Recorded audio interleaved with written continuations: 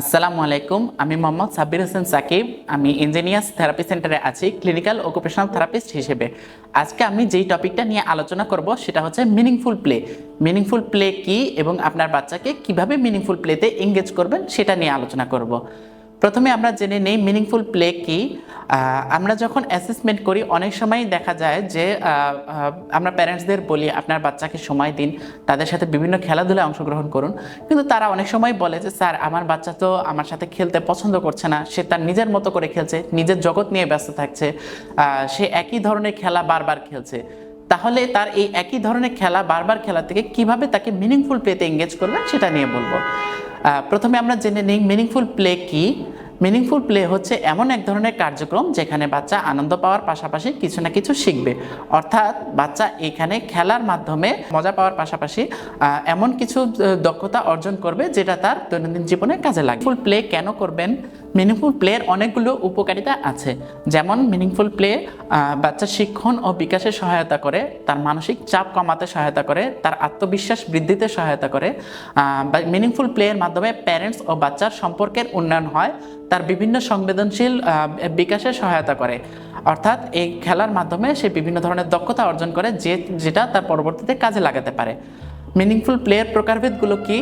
আমরা জানি বয়স অনুযায়ী যেমন খেলার বিভিন্ন ধাপ আছে, যেমন spectator play, solitary play, unoccupied play, ঠিক তেমনি উদ্দেশ্য অনুযায়ীও খেলার বিভিন্ন প্রকারভেদ আছে। সেটা হতে পারে imaginative play, physical play, social play, cognitive play, exploratory play ইত্যাদি। আজকে আমরা মিনিংফুল প্লের প্রকারভেদ নিয়ে বেশি তাত্ত্বিক আলোচনায় যাব না। আজকে আমরা আলোচনা করব মিনিংফুল প্লেতে আপনার বাচ্চাকে কিভাবে এঙ্গেজ করবেন সেটা নিয়ে। মিনিংফুল প্লেতে এঙ্গেজ করার ক্ষেত্রে আমরা অনেকগুলো বিষয় মাথায় রাখতে পারি।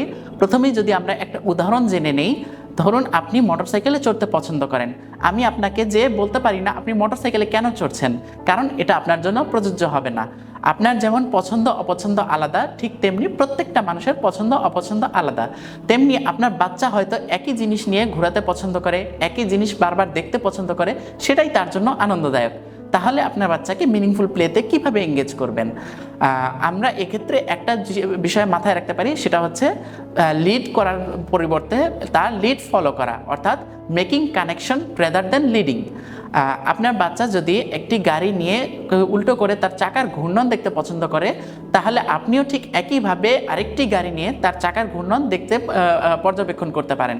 এক্ষেত্রে দেখবেন আপনার বাচ্চা তার পাশে তাকাচ্ছে, আপনিও যে তার পাশে একই রকমভাবে গাড়ি দিয়ে খেলছেন, অর্থাৎ তার গাড়িটির চাকা ঘূর্ণন দেখছেন, পর্যবেক্ষণ করছেন, সেটা তার কাছে ইন্টারেস্টিং হতে পারে। আরেকটি বিষয় মাথায় রাখবেন, using preferred toys or object. অর্থাৎ আপনার বাচ্চার পছন্দের খেলনা বা অবজেক্ট নিয়ে যদি আপনি তার সাথে এঙ্গেজ হওয়ার চেষ্টা করেন, তাহলে দেখবেন সে খুব দ্রুত আপনার দিকে মনোযোগ দিচ্ছে বা আপনি খুব সহজে তার সাথে মিশে যেতে পারছেন। এরপর আমাদের যে বিষয়টা মাথায় রাখতে হবে সেটা হচ্ছে meeting energy level or activity demand. প্রত্যেকটা বাচ্চা আলাদা, কেউ কেউ খুব দ্রুত কথা বলতে পছন্দ করে, খুব জোরে সাউন্ড পছন্দ করে, খুব ফাস্ট মুভমেন্ট করে। অপরদিকে কেউ কেউ হচ্ছে খুব স্লো পেসে আগাতে পছন্দ করে, ধীর গতিতে খেলতে পছন্দ করে, কিংবা খুব অল্প সাউন্ডে তারা খেলতে ভালোবাসে। আপনি যখন বাচ্চার সাথে মিশবেন, তার সাথে মিনিংফুল প্লেতে এঙ্গেজ হবেন, তখন আপনাকে ঠিক একই রকম তাকে রিড করতে হবে, সে কোন লেভেলে কোন এনার্জি নিয়ে খেলছে, আপনাকেও একই এনার্জি নিয়ে তার সাথে খেলায় অংশগ্রহণ করতে হবে। অর্থাৎ আপনার বাচ্চা যদি খুব জোরে সাউন্ড পছন্দ করে, আপনিও জোরে সাউন্ড করবেন, আপনিও ঠিক তেমনি ফাস্ট মুভমেন্ট করে তার সাথে খেলায় অংশগ্রহণ করবেন। অপরদিকে সে যদি দেখা যায় যে জোরে সাউন্ড করলে ভয় পেয়ে যায়, তার অ্যাংজাইটি বৃদ্ধি পায়, তাহলে আপনিও ঠিক খুব স্লো, সে যেভাবে খেলছে ঠিক একই রকম স্লো ধীর গতিতে তার সাথে খেলায় অংশ নেবেন। এক্ষেত্রে দেখবেন আপনার বাচ্চা খুব সহজেই আপনার সাথে মিশে যাচ্ছে। এরপর আরেকটি বিষয় আমরা মাথায় রাখবো, using appropriate sound or facial expression. অনেক সময় দেখা যায় যে আপনি বাচ্চাকে ডেকে যে মনোযোগটা পাবেন না, তার চেয়ে দ্রুত মনোযোগ পেয়ে যাবেন যদি আপনি তার পছন্দের ফেসিয়াল এক্সপ্রেশন করেন অথবা সাউন্ড তৈরি করেন। এক্ষেত্রে এক একটা বাচ্চার এক এক ধরনের সাউন্ড পছন্দ করে, তারা এক এক ধরনের সাউন্ডে মনোযোগ দিতে ভালোবাসে। আপনার বাচ্চা যে ধরনের সাউন্ড পছন্দ করে সেই ধরনের সাউন্ড যদি আপনি করতে পারেন বা ফেসিয়াল এক্সপ্রেশন শো করতে পারেন, তাহলে দেখবেন খুব দ্রুত সে আপনার দিকে অ্যাটেনশন দিচ্ছে। এই স্ট্র্যাটেজিগুলো যদি আপনি ফলো করেন, তাহলে দেখবেন আপনার বাচ্চা আপনার দিকে অ্যাটেনশন দিচ্ছে। তখন আপনি এই খেলার ভিন্ন একটি ডাইমেনশন অ্যাড করতে পারেন। অর্থাৎ তখন আমরা প্রথম উদাহরণে যদি ফেরত যাই, আপনার বাচ্চা যখন গাড়ি উল্টো করে তার চাকার ঘূর্ণন দেখছিল, তখন আমরা এই গাড়ি দিয়েই দেখাতে পারি, দেখো গাড়িটি র্যাম্প দিয়ে যাচ্ছে, গাড়িটি টানেল দিয়ে যাচ্ছে, অর্থাৎ অথবা আবার গাড়িটি তোমার ভাইয়ের কাছে চলে যাচ্ছে।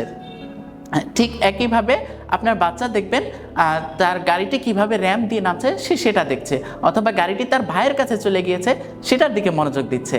এইভাবে তাকে নতুন একটি ডাইমেনশন অ্যাড করে আস্তে আস্তে মিনিংফুল প্লেতে এঙ্গেজ করে দিতে পারেন।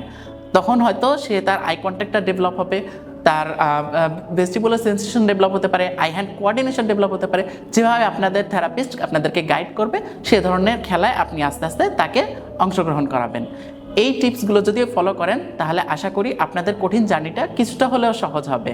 আজকের ভিডিও আর দীর্ঘায়িত করব না, আশা করি আমরা পরবর্তীতে আর অন্য কোনো ভিডিওতে অন্য কোনো টপিক নিয়ে কথা বলবো। আজকে এ পর্যন্তই, সে পর্যন্ত সবাই ভালো থাকুন, সুস্থ থাকুন, আল্লাহ হাফেজ।